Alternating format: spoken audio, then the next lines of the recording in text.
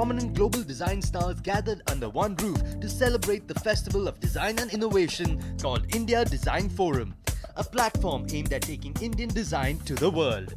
IDF, we believe, is the singular platform and a unique platform to address all the verticals of design. We are very concerned about the lack of understanding of design.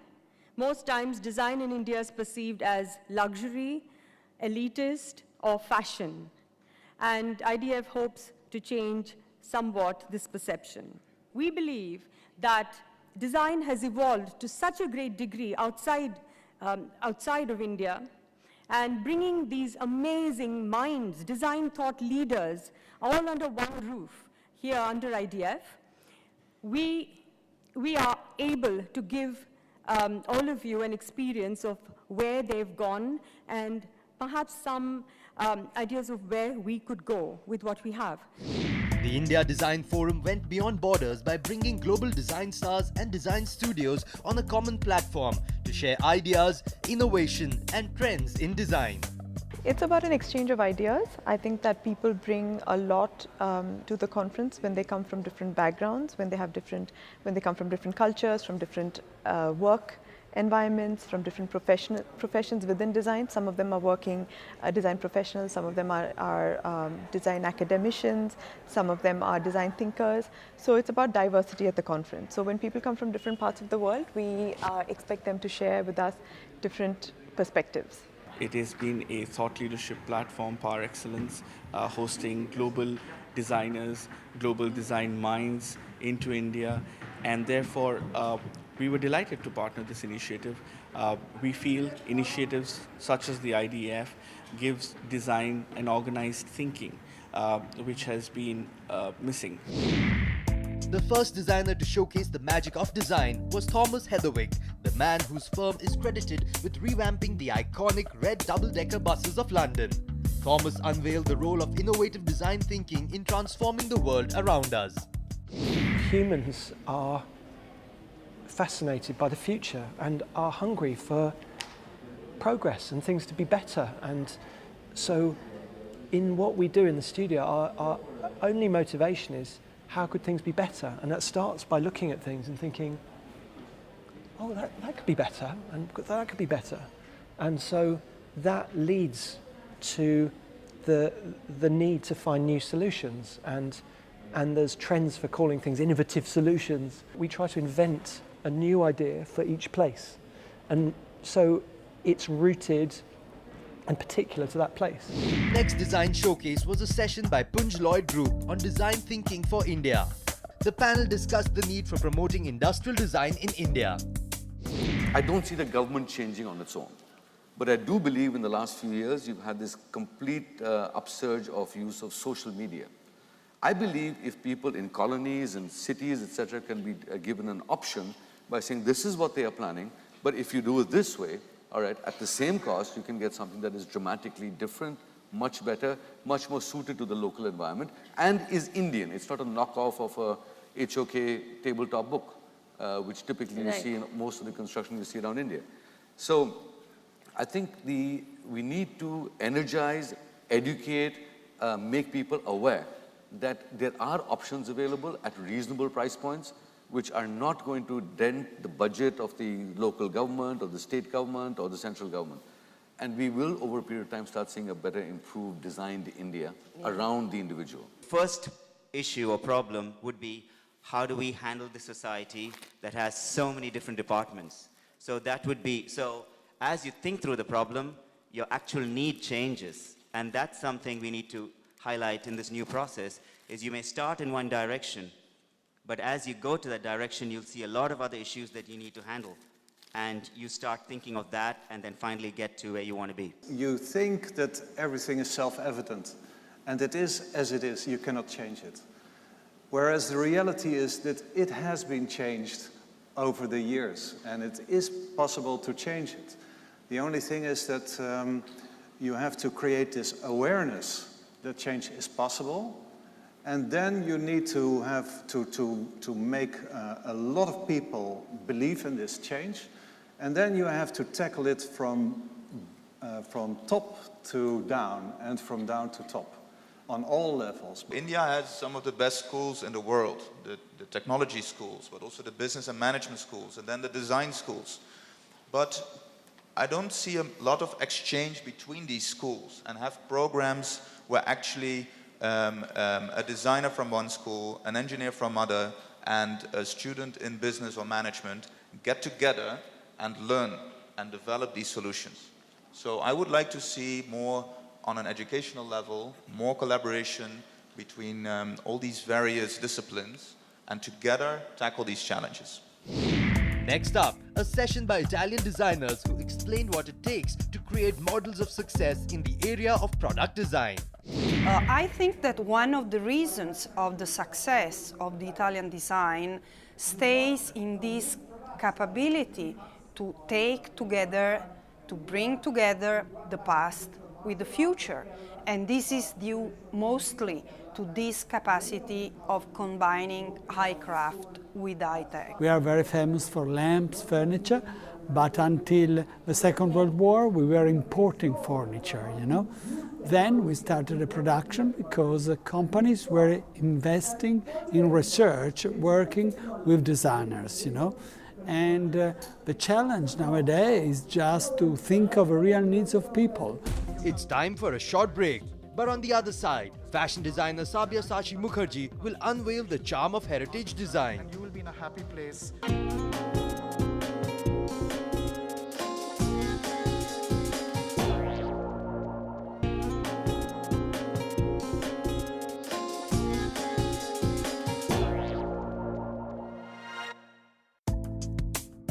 It's hard not to associate design with fashion.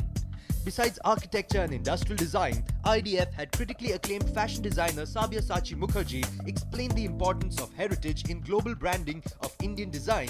Do you know why heritage has made a very big comeback? Because our new connected world is traveling so fast that we have no real time for creativity anymore that can sustain. So we have to reference our masters who have created with time at their disposal. And really the only way forward is to educate a world that is insecure and broken, dip into the past and hold their hand and lead them to a much better place. While art and design were the buzzwords for the event, it was important to hear from those who critically tap and examine the latest trends in design, architecture and living. On the one hand, things are exploding. There's a renaissance of sorts taking place. We clearly do have a heritage, very, very powerful heritage. However, I think there's a long way to go as far as contemporary design and culture is concerned. Because if you really look at what the rest of the world has sort of, the points they have reached, I think there's a lot to learn. At the same time, there's a lot to discover from our own backyard as well. So it's a bit of both. While India certainly doesn't lack talent, it does lag behind when it comes to design institutions. The Yes Bank session on building design institutions discussed a serious issue that the Indian design industry is struggling with: the dearth of design schools in India. The idea is to really, really integrate, designers in the industry and, have business, a cusp of business and design come together, because design is really seen as a competitive advantage in businesses which can really, build and scale up businesses. So that's one idea, and also I think creating real solutions for the needs for a better India. So basically, obviously being a startup and being, in the design industry, we have a lot of challenges which we need to overcome. The research councils are beginning to understand design research. And that doesn't mean the abstract sort of design systems research, but research through design in the practical design studios. And that's big money. Getting into the science research councils, the technology research councils, the humanities research councils, to actually bring, like a mainstream university, most universities earn 40% of their income from research. Most of the new developments in education and design aren't coming from the state. They seem to be coming from private initiatives. Justin, you have some knowledge of what's going on in Moscow with Strelka, which is a one-year postgraduate school which looks at architecture, design and planning funded by enthusiasts who are making it available, I believe, with scholarships, so it's free the education for is all free. students. Yeah. I've just been to see the Samsung Institute of Art and Design in Seoul, which it's fascinating in that the dean told me that they don't award degrees because in South Korea the state is so over-regulatory about degrees and the way that you teach that they feel that they have more flexibility to not to award degrees but to teach the way they prefer. We need to improve our art and craft systems and to make people through exhibition to give new value to work with hands. So we have different strategic lines in our museum, and all exhibitions are following one of these educational, in a wide sense, ideas. Day 2 of IDF got more interactive with knowledge sharing and workshop sessions. On one side, there were eminent designers demystifying the concept of design, and on the other side, there were workshops where ideas were shared on concept building, designing and campaigning. I think it's a very important forum to actually find people internationally as well as nationally, to get design people together. Terrific experience at the workshop this morning. It was absolutely energizing and engaging. It was so wonderful to get a chance to meet the SAF initiative. They're doing terrific work for India, and just being able to see what's happening and the methodologies that they're using, which are quite revolutionary for planning. It was interesting to hear because you had real life stories coming on the platform and relevant, suggestions going out. So that was very good. It is really amazing. It is like a great learning experience for us. In fact, what we've been taught, they've been actually practically using it. So it's very interactive. Next was a session on multidisciplinary designs by drawer Ben Shetrit from Studio Drawer, New York, whose designs range from handbags to islands. He spoke to the audience about the transformative power of design through each of his creations. Our approach to design is somewhat like a child, very naive, very almost the opposite of being professional, almost the opposite of really thinking, okay, there's a problem here, this is the way to fix it. The process is never linear. So when people say, oh, what's your process? How do you start? Do you sketch and then you have ideation, then you do research? It's not really like that. It's very difficult to explain the design process when you're thinking about innovation, when you're searching for something that is unexpected. You have to always go and, like you're saying, think outside the box. You need to actually create a different path. I always compare it to when you open up the fridge and you're expecting to find something there, and then you open it again hoping that there is something else that you haven't seen before. I do that all the time. So it's really not a problem. It's just because we can imagine that something else will be there, and next time we're opening, we're hoping that our reality actually created and it's there. So it's the same like our way of thinking of every challenge. We're trying to imagine, we're trying to put the knowledge aside for a minute to really think about what is it that could happen? What is this dream that can create this maybe? I think that really what it takes to be a multidisciplinary is to think about everything around you, to really not be close-minded, to always be open to possibilities, to really examine the world we're living in, to really look at structure as well as food, as well as furniture, and whatever it is that is around us can inspire us for something else. I think that's one side, which kind of starts with the idea. Then comes the second part, which is always to make sure that we are bringing the knowledge. We're bringing the experts that can actually help us visualize what we are trying to do. Design is not only about the permanent and bulky structures, but also about intelligently designed temporary structures that fascinate the world. This is the mantra of celebrated UK designer Asif Khan, who designed Coca-Cola's Beatbox Pavilion at the London Olympics. People need to feel, in a way, liberated to discover new potential in design and architecture. And I think that comes from two sides. It's liberating the clients and also liberating the consumers of design. So if the two of those can be inspired by maybe what the speakers at the conference are talking about, then we can help them make something new for themselves. And it will be something very local to India, it should be, rather than an imported style. It has to be generated here.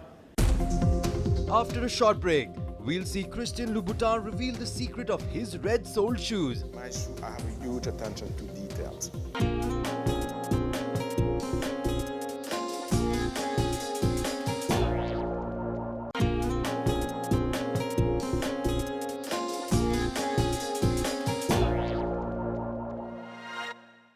Design is a liquid concept unconcerned with parameters of instructions or tools of creation. Even the most mundane stainless steel kitchenware found its way to the India Design Forum at the hands of popular installation artist Subodh Gupta. Art is about time, where me and you are living, and everything coming from there, either art and design. My artwork is come from the day-to-day life, and 10-15 years ago, you see that every home, either middle class, lower middle class, upper middle class, they were using stainless steel utensil to day-to-day eat lunch, breakfast and dinner. So that fascinated me, and that's how I bring them in my artworks. But today I see lots of utensil is changing, like plastic is coming, ceramic is coming, all different kind of material coming in the everybody home. And maybe I will start doing something like that too. IDF also incorporated a thought-provoking session on fashion and luxury design. A conversation between the creator of the iconic red-soled Louboutin shoes, Christian Louboutin, and Vogue magazine's fashion features director Bandana Tiwari, where he revealed the magic behind his signature heels. So in terms of design, what is so special about the Christian Louboutin shoe? I had a lot of one important element in my, not in my design because it's been a design, but now it's done in a way, it's a trademark, is a red sole. So bringing this red sole element could easily go to different places. So that's one thing. But also, I always liked very much the whole cosmetic thing because shoes is something which is very empowering to women. And it's the same thing with everything which has to do with the cosmetics. So it's actually a quite natural, not transformation, but in a way evolution, probably, is the name, right, for extension, I guess, of the shoe. For design to develop, it must be supported by intelligent public policy. The next session focused on design and public policy. Countries like India are to emulate the model of the Western world in the designing of their cities, then you will need 4 planet Earth. But alas, we have only 1 planet Earth, and therefore you need a very different strategy, a very innovative approach to urbanization. And we are talking at a point of time when urbanization has actually ended across America, it's ended across Europe, it's almost ending in China. But in India, the process of urbanization has just begun in a big way. And there are several studies, one of which by McKinsey recently, saying that by 2030, you will have 350 million additional Indians getting into the urbanization process. By 2050, you will have 700 million additional Indians getting into the urbanization process.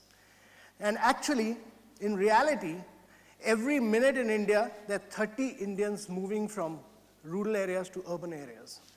And therefore, the way we urbanize will determine India's future. And the designing of urban spaces, the designing of Indian cities will be the biggest challenge India is confronted with. I think we have to find a solution where we create a third space, we create a third alternative which combines the formal and the informal, because slums are never going to become pakka houses. When they do become, people don't adapt to it because of their lifestyle. So the idea of the kinetic city is a conception where we should look for an urbanism that is based on incremental growth, that is based on how space can be appropriated in a temporary way, yeah, and so it has a different kind of logic. So it's not a design solution, but it's a different kind of design approach. the two-day India Design Forum wrapped up an enlightening event high on knowledge sharing, innovation and forward thinking. With the kind of support and strength the IDF has gained in such a short span of time, it's certain that this endeavour would go a long way in forwarding the cause of Indian design. I think it's a great platform and great initiative. I think they've done a spectacular job of getting some of the finest minds to come in. It's incredibly powerful. It has amazing potential. Very, very encouraging, and I think this is only going to grow from here. After the star-studded session, the two-day IDF ended on a very promising note by recognizing and awarding the dynamic and creative talent across various disciplines of the Indian design industry.